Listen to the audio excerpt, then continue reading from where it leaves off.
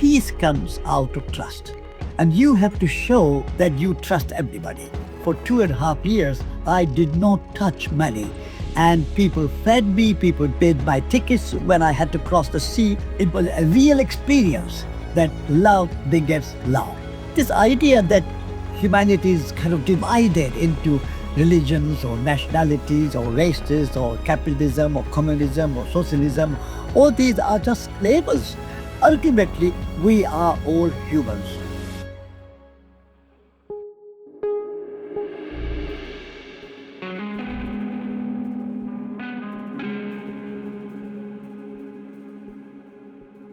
Such an honor to be here with you. Thank you so much. And thank you. My pleasure. Here we are in Paris at the Résidence Taillard, very, very special. At what's a very important time, I think, in history with what's going on in the world. And I've been living with your books the past few months and just letting that seep in. So I'll just mention a few of the highlights. One, I really wanted to meet with you because this podcast is called Peace is Power. And I think that you are the living embodiment of that, really, that peace is a more powerful form than violence. Yes, absolutely. And some of the things that in your extraordinary lifetime that you left 9 years old home to become a Jain monk. Yeah. You walked 8,000 miles for peace through countries that are considered very dangerous to the nuclear capitals of the world. You've written 10 major books with another one coming out soon, I hear. I can't wait to hear about that. Peace is possible. Yeah. That's perfect. That is the message we need. You've started a school for ecology and a magazine. So I wonder, Satish, do you have a story that comes to mind right off the bat about the power of peace, that peace is a power? Yes. Peace is power, and power of peace. So for me, in India, Mahatma Gandhi was the great example of power of peace, because he kind of single-handedly organized kind of movement for integrity and relationship in South Africa, and were very successful. Even before India? Before India. And then he came to India, and he traveled around India by train to understand India, to meet people and connect with people. Very humble and very thoughtful and very peaceful. And he said the power of love, power of peace, power of nonviolence is greater, particularly if you are physically weak and you can't fight with kind of Britain with arms. I mean, Indians have no army or no weapons. And even if they did, they will not match British arms. And also, if you have arms, only a few soldiers and young people who can be trained to use weapons, and modern weapons are very complicated. And so only few people can join. But the power of peace can be practiced by women, men, young, old, anybody, farmers, gardeners, cooks, and workers, rich, poor, everybody can practice the power of peace. And so he said that if we want to create a big movement for independence of India, then we need to use the power of peace and power of love and power of nonviolence. And that way, he was able to kind of inspire millions of Indians who joined him and made salt to protest against the salt tax. And then many other events happened in India, and eventually India became independent. And Britain remained friend. And the first governor of India was a British Lord Mountbatten. So that was a kind of power of peace. And we said that you stay for one more year and hand over this system and the rules and the regulations and the governmental sort of systems in a gentle and a nice way. So very peaceful. And now India and Britain are best of friends. And that we did not get any killings and no death and no destruction and no... So power of peace has shown. And then power of peace with Martin Luther King. That was, I had a great privilege of meeting Martin Luther King during my visit in America or after my war around the world for peace. And he was an embodiment of peace, an embodiment of love. And he was a very radical man. And he was sent to jail for 29 times. And yet he remained completely forgiving, kind, peaceful, nonviolent, and loving. And he made big changes in the country. And now in the United States, the black and people have much more friendly relationship and better relationship than before Martin Luther King. And only through his work that somebody called Obama could become president and a black man could be in the White House. So these two great examples show that power of peace and power of love is greater than power of any weapons. And if you take American kind of power of military, they were in Vietnam at war, and what happened? Nothing. No, after 50,000 American soldiers were killed, and how many Vietnamese were killed, and how much destruction was there, and still communists are in power in Vietnam. In Afghanistan, the United States was there for 20 years. And even after that 20 years of all that power, all that money, all those weapons, Taliban still ruling. And I don't shows think, you the limits of Yeah, violence, exactly. limits of force. and so I don't think the weapons and the military power is any use. The real power is power of peace and power of love and power of nonviolence, power of kindness, power of generosity. All those values are the only real power. Can we go a little bit more into this? Because right now in the US, there's a sense, the left and right divide. There's a sense that one side has been more forgiving, more respectful, more trying to make peace, and that the other side has no interest in doing so. And so there's a growing movement on the left to say, we need to be bolder. We need to be stronger. We're basically unconditionally surrendering to the other side. And so, that peace doesn't work if only one side wants to make peace, and it takes both sides. So how do you, what would you say to that? Like, what would you suggest to progressives in the US right now about how to move forward? I mean, I agree with the idea that in order to make peace, both sides have to agree. But I would say that the more powerful people, like the United States of America or Israel or Russia, these powerful countries can take the first step and take the initiative and say that although we have lots of weapons, a lot of military, a lot of tanks and bombs and all that, but we don't want to kill people and destroy kind of buildings and kill mothers and babies and children and schools and hospitals. What is the point of doing that? Let's talk and let's find a compromise and let's find a better way. So I think the powerful have to take the first step, in my view. But also the weak have to understand, like Hamas, also Iran, all these countries also have to understand that there's no point in fighting and killing and destroying our country. Let us talk to powerful people and find a middle way. There'll never be a perfect world. There'll never be a completely non-violent and a loving world. But you have to find a middle way and compromise. So I agree with you that both sides have to work on peace, and then only you can create a wonderful world, future world. But I would still say that the more powerful, militarily more powerful, like Russia, United States of America, and Israel, these are three very powerful countries, and they need to sit down with the weaker party and find a better way.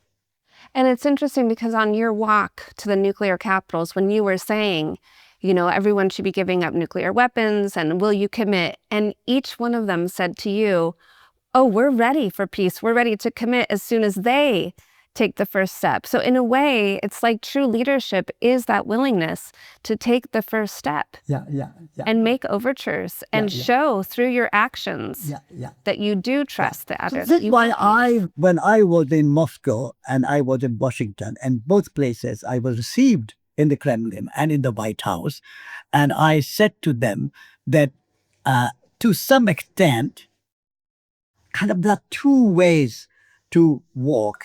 One is a unilateral expression of trust unilateral expression of love, that whatever the condition, I will not use weapons. I want to find a peaceful solution. So everybody has to take unilateral kind of step and not say, unless you do it, I'm not going to do it. That way is not going to happen. And so both sides, I would say, had to take unilateral decision. So that is the Himalika had to say that we will not use violence, and let's talk and talk and talk until we get to compromise.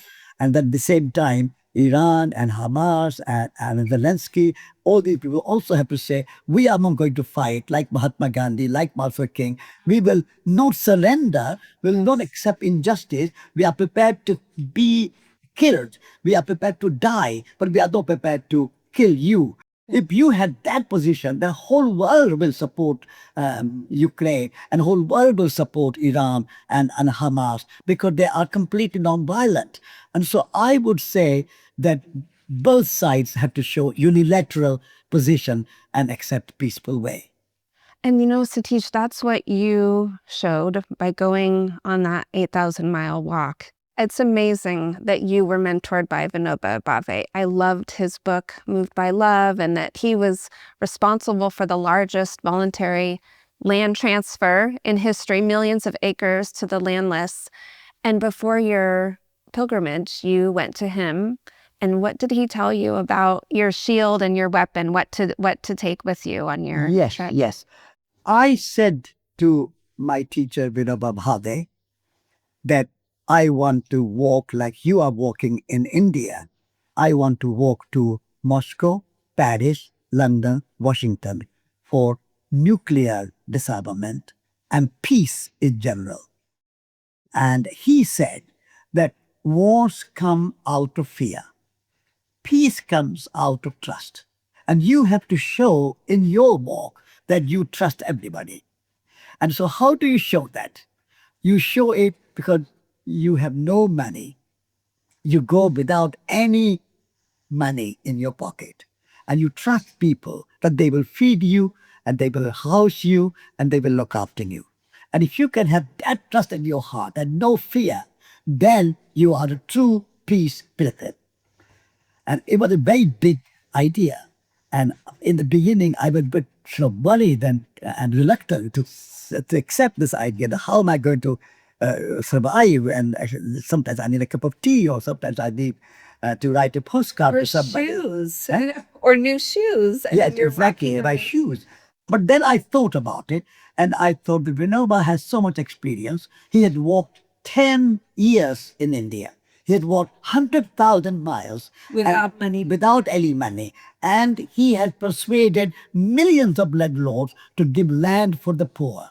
And he collected 4 million acres of land and distributed to the poor. If he can do that, and it's his idea, so I decided, look, agree and accept.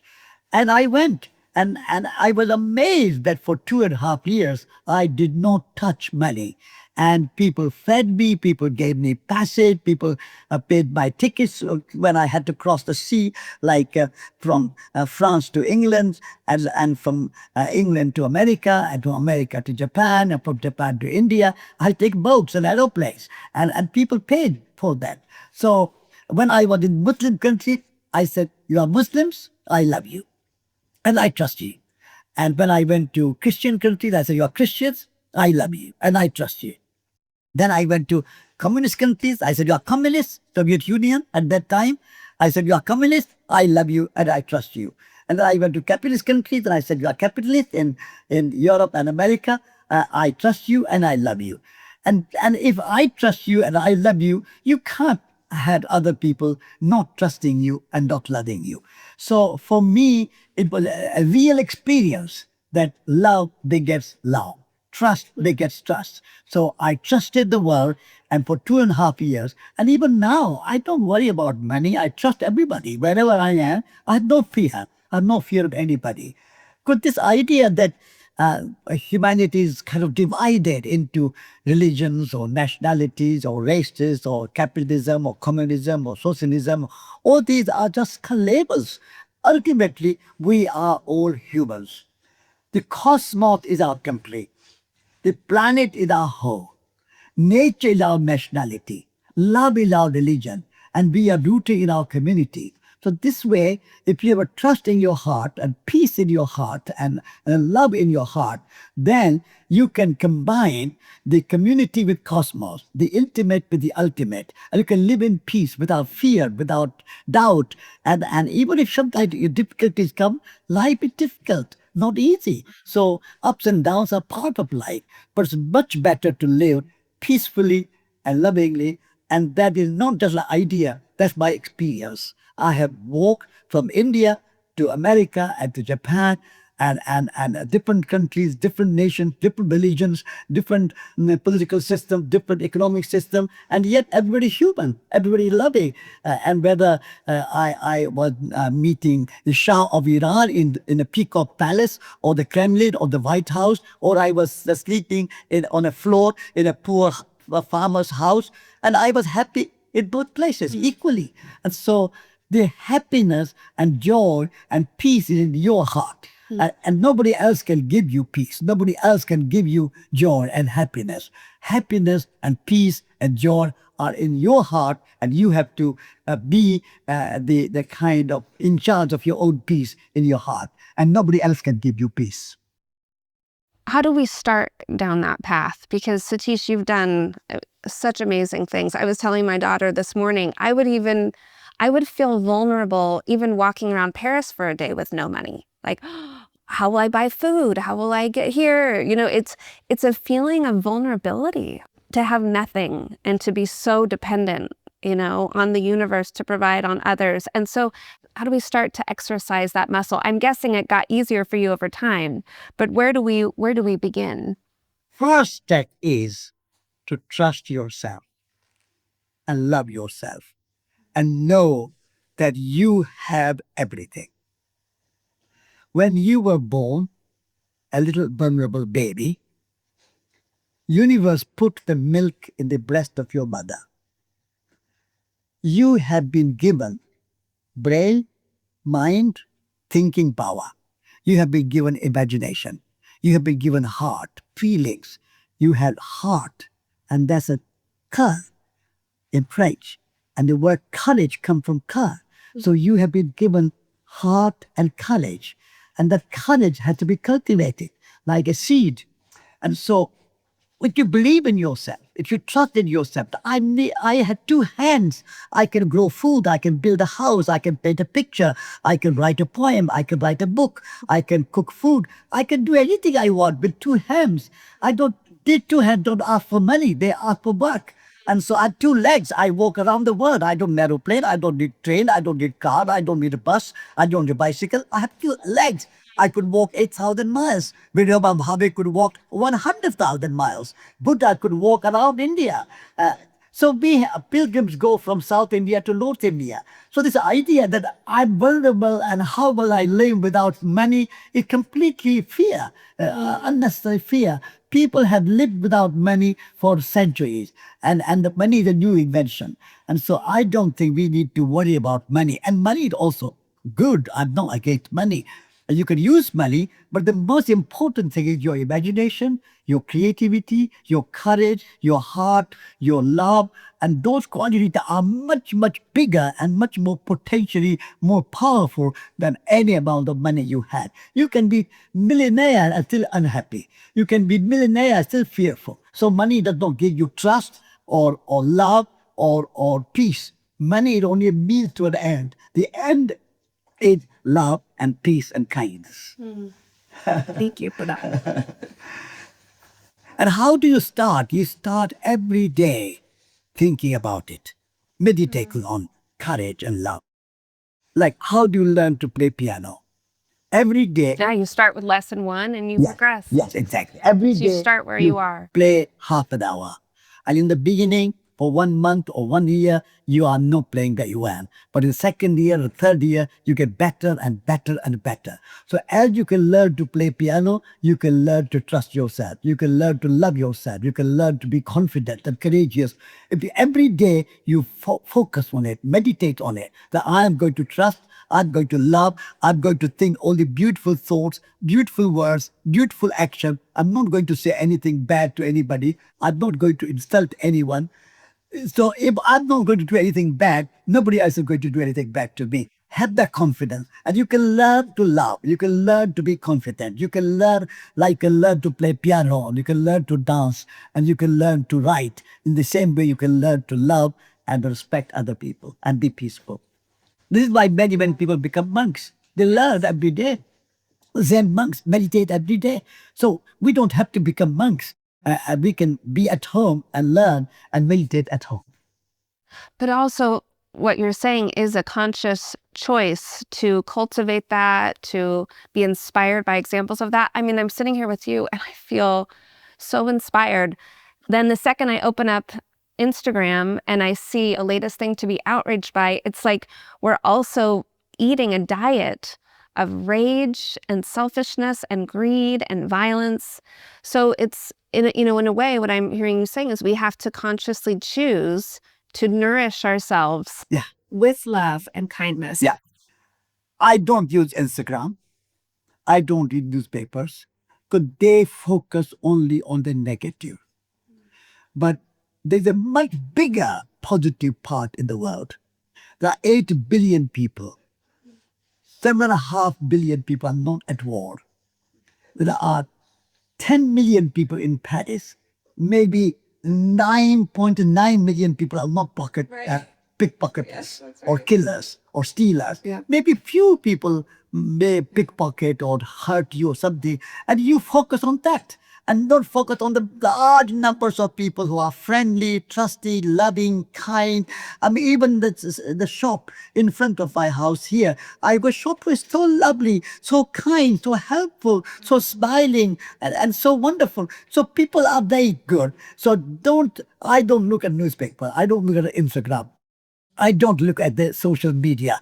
I look at directly with people and see how people are. And I've experienced the world around the world, and Muslims and Christians and Hindus and Buddhists and communists and capitalists and rich and poor. Everybody's human, and they have been kind to me. So if you are kind to other people, they'll be kind to you. Have that trust and don't worry. Yeah, in your direct experience. Not just what you're seeing on the screen. Yeah. The news is only focusing on the bad in the world and not focusing on the good. And there's a much greater amount of good in the world than the bad in the world. That does lead to another question I have, because sometimes, Satish, it's really frustrating, especially as someone, who started an organization on peace building. And we pour our hearts into nurturing peace within ourselves and our communities. And this is a community of grassroots peace builders, 60 different countries. And we are just pouring all of our heart into nurturing that river of peace. And then it goes slamming up into a dam when a leader decides to start another war, or, which takes its toll on the environment, displaces millions of people. And then our folks in different parts of the world are directly impacted by that. So part of me feels like, yes, some of our energy needs to go to nurturing that free-flowing river, but also does some amount of our time and energy need to be going towards dismantling the dam? Whether that's the poor leadership or the military-industrial complex, that here we are spending $1 billion a day on war, and there's so little to fund peace-building efforts. So as much as we're doing on the building the new, does some amount of energy needs to be going towards dismantling the old model? Yes, I agree with that. And in order to dismantle the old, we need to organize people. Yeah. And like Mahatma Gandhi, like Martin Luther King, like Mother And you've been Teresa. talking about doing that since the 60s, that we need to get together. We need to, that peace-building organizations need to collaborate. Yeah. And what is standing in the way? So we need to do 3 things. First of all, we have to be peace. Be the change that you want to see in the world. Because Mahatma As individuals. Yeah, individuals. Yes. You cannot be a peacemaker if you are not at peace within yourself. So you have to be the radiator of peace. You have to be the light of peace. You have to be the change that you want to see in the world. And everyone can be that light of peace, right? This isn't just for select few. No, everybody. It's not just select few. Everybody has to practice peace in their own heart and live a simple, elegant, beautiful life and not pay the taxes to government for military. Because we all pay. I know, but we'll go to jail, Satish, if we don't pay. I don't want any of my money going towards funding these wars, but I have to deal with the consequences that I could go to jail if I don't pay. Exactly, yeah. Mahatma Gandhi was in jail 12 years. Nelson Mandela was in jail for 27 years. Okay, fine. And Martin King went to jail 29 times. So going to jail, so Mahatma Gandhi used to say that I go to jail like a bride goes to wedding chamber. So he was from... And if we all did that, what would they do? If millions of us refused to pay our taxes and went to jail, it's true. So the second thing we have to do is to learn to communicate. Mahatma Gandhi, Martin Luther King, Nelson Mandela, Mother Teresa, they were all good communicators. And they built a good movement by spreading the word and convincing people that independence of India is good, end of racism is good, end of apartheid good. All these things, people have to believe that these things are necessary and we have to do it. So at the moment, our communication is not strong enough. People don't see the truth and they don't see the good things that can be done, should be done, and possible. Peace is possible. It's true. This is why I gave the title of my new book, Peace is Possible. Yeah. And the third thing is we have to also work with other people. All the great movements have been cooperative, collaborative. No one person can change the world. We have to come together and build communities, ashrams, centers where people come together, live together, and work together, and go out in the world. And so we need lots of volunteers and lots of organization. So it's a kind of building a peace movement is not easy. If you say there are millions of Buddhists, how did Buddhism start? Buddha himself spent 12 years in search of enlightenment. And when he was enlightened, he saw what is the truth and what is love. And then he spent the rest of his life spreading the word, organizing Sangha, organizing community, preaching from village to village, town to town. And so now we have millions of Buddhists around the world. But in the beginning, Buddha was one person. And he started like that. So in the same way, Jesus Christ, he was crucified, and yet today we have millions of Christians. So in the same way, if you want to make a world of love and peace and non-violence and kindness and compassion and courage, all these qualities, then we have to organize, like Buddha organized, and Jesus Christ and his followers at least organized, and many others have organized. So be the change, learn to communicate effectively. How the capitalist system communicate. Coca-Cola everywhere, McDonald's everywhere, but peace and love and kindness are not everywhere. Why not? We should have kindness and compassion spreading around the world. We should have strong communication. And then we have to organize things. We think ourselves, but we don't work with other people. Say, oh, I don't agree with you. I don't agree with you. We focus on disagreement rather than agreement. So be the change, communicate the change, organize the change. And the fourth thing is, don't expect the results immediately. We are looking for outcome and results immediately.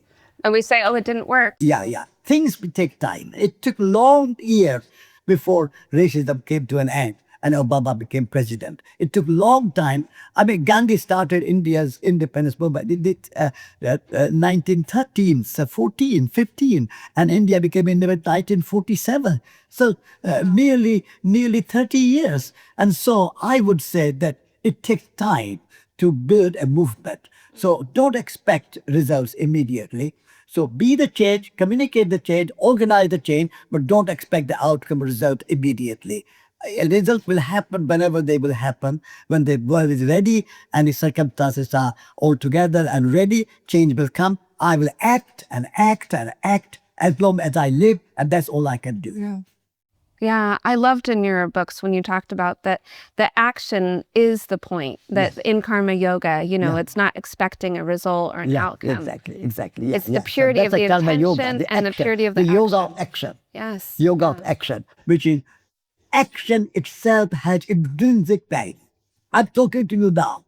This had intrinsic value. I don't know what the result of this talking will be. Who will listen to it, who will agree with it or not agree with it, or they will like it or not like it. That's not my problem. My problem is only to do what you can to best of your ability and communicate your ideas to best of your ability and leave the results in the hands of the universe. I guess that leads to another thing that really struck me when I was reading your reflections, is that we so yearn for an alignment, right, between the inner motives that we have, the purity of heart we're bringing, and the intention and the action. And yet what seems to be the outward environment, which, I live in the US, and the culture of violence is so endemic, is so widespread. And it's hard to live in alignment spiritually, living this life of peace when I'm part of, I'm implicated in, and I'm surrounded by a culture of violence. And somewhere you talked about that it's hard to live a spiritually fulfilling life in an unjust society. Just because the heart, we should not be discouraged. Climbing Mount Everest is hard, but people with courage and commitment do it. Making India independent was hard, but Gandhi went for it. And people said it was impossible. Huh? He didn't say it was impossible. No, it was. Yeah. Bringing an end to racism was hard. Here it is. If we live in an unjust society, practicing spirituality in our personal lives is not easy. That's exactly what you're saying. Yes. It's not easy, but it doesn't mean... Yeah, that you don't do it. Yeah. I mean, walking around the world for 2.5 years, climbing mountains in Afghanistan, going through long distances of desert in Iran, going through the snow-covered villages of Russia, going without any money, sometimes hungry, sometimes no bed, sometimes sleeping out under the stars. And I did it because it was much more interesting, much more joyful, much more kind of inspiring than if I had flown from New Delhi to Moscow. That was easy, but not very interesting. But walking from New Delhi to Moscow was much more interesting, much more challenging, and I can tell the stories. I can write books about it. If I was flying from New Delhi to Moscow, there's no story, there's nothing to write about it. But if you can walk to Moscow, it's a story to write about it. And I met a woman who gave me 4 packets of tea. Oh, yeah. If I had flown from Delhi to Moscow, I would not meet this woman who would give me 4 packets of tea and say that please give 1 packet to our premier in Moscow, 1 packet to the president of France, 1 packet to the prime minister of England, 1 packet to the president of the United States of America, and tell them that if you ever get a mad thought of pressing a nuclear button, please stop and have a fresh cup of tea and don't use the nuclear weapons. For that one message was worth my walking from India to Moscow. So hardship should not dissuade you from good action. Buddha's life was not easy. Jesus Christ's life was not easy. Mother Teresa was thrown out of her convent, and she was alone, young woman alone, and she created a big movement, and in the end she got the Nobel Prize. So in the end you succeed, but you should not be dissuaded from something because it is hard. Hard is better than taking easy way.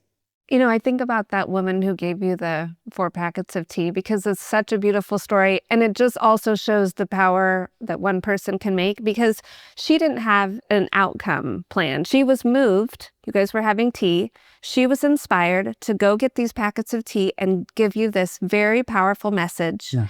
And since then, think about her message that you have delivered to countless people. Not only the leaders in those countries, but in all your books, and we're sharing it with people more, like her little ripple effect. She could have never known how many people would be inspired by her one little action. Yes, exactly. It just goes, you just have no way. Exactly. Have no This way. is why you can't predict your outcome. You have to do your best. You do your best. And I was surprised that this ordinary looking woman, in a kind of factory worker in a kind of Georgia, and she had this inspiring idea. She said, I want to give you peace tea. Yeah. But she said that tea has been a sort of peace, and people share tea. And in China, there are tea meditation. In Japan, there's tea ceremony. And she's working for tea factory, and she had a love for tea. And she She said to me that these packets of tea are not packets of tea only, they are packets of peace. Yeah. Wow. And she didn't know how much that tea would be brewed. And Exactly. So that's a kind of imaginative, imagination is a very important part. She just imagined immediately that she should give packets of peace tea to be delivered to the 4 leaders of the world. I think something we really need, speaking of imagination, is the environment. And I so love that you combine, some peace folks say, oh, we're working on peace. They're working on the environment, when absolutely they're interconnected and intertwined. And that's been such at the heart of But your this is why we said at the beginning, Shanti, Shanti, Shanti. Peace, start with yourself. Then peace with all the people around the world. Whether you are communist, capitalist, black, white, rich, poor, whoever you are, we make peace with you. And then make peace with nature, the universe. At the moment, we are at war with nature. We put millions of animals in factory farms. They never see the light of the day. They are kept all night in a very confined situation. Pigs, chickens, cows, they are kept in like a prison. Just so that rich people can have a cheap meat in a supermarket. That's no peace. So making peace with nature, making peace with the universe, making peace with our environment is as important as making peace in society and peace with your heart. So that's why we in India have this mantra of peace, peace, peace. Shanti, Shanti, Shanti. 3 times. Om Shanti, Shanti, Shanti. So the peace is not just the absence of war. Peace is a harmonious relationship within yourself, harmonious relationship with all people around the world, and harmonious relationship with nature. Because nature is not just out there, the mountain, the forest, the river, the animals, the birds. We are nature. Absolutely. We are made of earth, air, fire, water. So if we are nature, then how can we have destruction of nature? That's not a dead object. Nature is a living being. And therefore, if we respect nature, have peace with nature, then we have peace with ourselves and peace in society. And in a way, I feel like, we're fighting all these little wars between each other, when the big battle, the big challenge that we're facing is our environment and the climate and the earth that is changing. And I have to tell you, Satish, of all the issues that really tug at my heartstrings, when I think about the destruction to the environment and animals and our war with nature, it's so debilitating in a way. I feel so helpless and so powerless. And I'm so worried about my kids and the world that they're going to grow up in, and their grandkids, if there will be anything left. Like, how do you keep the hope with something so huge? Like the wars we're fighting seem manageable compared to this overarching thing, which we don't even talk about, which is the environment. Like, how do we keep a sense of hope alive? The most important thing to bring the environmental or ecological peace and peace with nature is to change our view of nature. At the moment, we look at nature only as a resource for the economy. We don't value nature. So we put sewage in the rivers. We put plastic pollution in the ocean. We put carbon emission in the environment. We do as if nature sink. Nature dead object is not living being. So we have to change our understanding and our worldview and say that nature is not simply a resource for the economy. Nature is life itself. And nature there and nature here are not separate. We are nature, and nature is a living being. And so that's a deep ecological perspective. Deep ecology is that nature has intrinsic value. The value of nature is not how it is useful to humans, but nature has its own value. Trees are good as they are. Birds and animals are good as they are, like humans are good as they are. So understanding that deep ecological perspective and seeing Gaia as a living organism and not a dead object. And we have to start that in schools. Every school should have a garden. Every school should have a study of environment and study of ecology.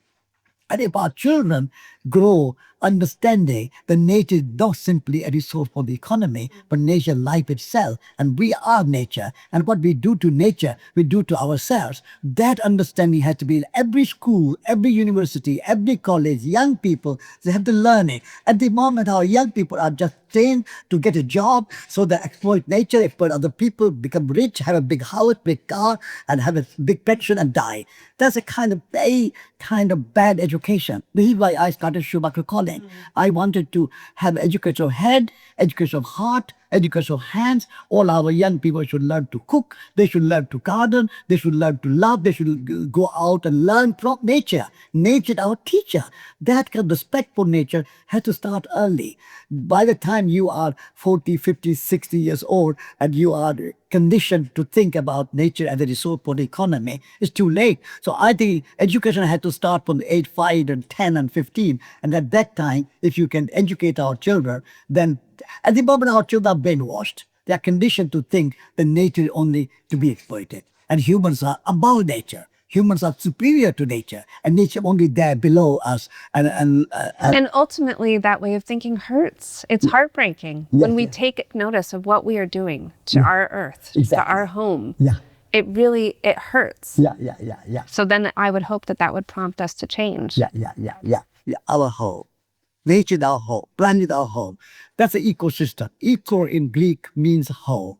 So ecology is the knowledge of whole. And true meaning of economy is the management of the ecosystem. At the moment, what we call economy is not economy. It's a money domain. It's a management of money. And that's not economy. We use good word and put bad meaning to it. Right. I just have two more questions. And one, given all that's going on right now in the world and with the environment, and what is a personal peace practice that you would recommend? Any peace practice, whether it's outward or inner, but where would you recommend we peace start? is a big idea. Peace is related to inner transformation, and peace is also related to outer transformation. It's like you're walking on two legs. You can't walk on one leg. You have to walk on two legs. So you cannot do outer transformation without inner transformation, and you cannot do inner transformation without outer transformation. So inner peace and outer peace are like two legs walking together, two hands walking together, two eyes looking together. So unless we are prepared to live peacefully, we are not going to make peace in the world. And unless we make peace in the world, we are not going to be able to live peacefully within ourselves. So they are totally interconnected, totally interdependent. We have to work on both fronts at the same time, simultaneously. This is why I left my monkhood. Because monkhood was just inner transformation. You have to be peace within yourself and let the world do what it wants to do. What is the bad place, a kind of sinful place, and you have to escape the world. And that was wrong. And Mahatma Gandhi said to me in my dream that you have to live in the world and you have to practice spirituality in the world. And so inner peace and outer peace, inner transformation and outer transformation must go hand in hand together. Was that before you met Vinoba? That dream that you... No, that dream was before I went to see Vinoba. Gandhi had already passed away. Yeah. He died. But in your dream, he came to you, and then you met Vinoba. Yeah. What was Vinoba like in person? Vinoba was a very saintly, very simple. He wore just a loincloth and a little unstitched shawl and nothing more. But he was very scholarly. He knew 6 languages. He spoke French, he spoke English, he spoke Arabic, he spoke Sanskrit. So many languages, and he was a great scholar of Arabic. So he translated Quran into English and Hindi, and he was a great scholar of Gita, and he did 18 talks on the Gita on each chapter as a book called Talks on the Gita, very beautiful book. And he was a great spiritual being, but at the same time very social and very kind of ecological, very environmental. Creating land gift movement was one of his best gifts to the world. This is why I said the inner transformation and outer transformation go together. And Vinoba Bhave was the great example of those two going hand in hand together. He was a very peaceful, very calm, very kind, very spiritual, very simple person in himself. And yet he was engaged in a social movement. But tens of thousands of people are working with him. And he collected 4 million acres of land, and he criticized no landlord. He said he complained never. He condemned nobody, and he just allowed their compassion, their kindness, their generosity, their love, and he persuaded them rather than condemning them. At the moment, we always say, you are bad, politicians are bad, capitalists are bad, bad, bad, bad. That's not going to solve the problem. He said, whoever you are what you are. Be kind, be compassionate, give land to the poor, share your wealth. Persuade them rather than condemn them. And that was Vinoba Bhave. He never condemned anybody. He met landlords, he met prime ministers, he met presidents, he met everybody. And he loved everybody. Whoever you are. If you are a bad person, he will love you even more. He would say that the bad people need my love more than the good people. But they're already good. I don't need to do anything with them. But I have to love the bad people so that I can transform them. So through love, you can transform. Through hatred, you can kill, or you cannot transform. So Vinoba was a man of transformation. Thank you for continuing his legacy, and thank you for all that you have done and are yourself. Thank you so much for the time. Thank you.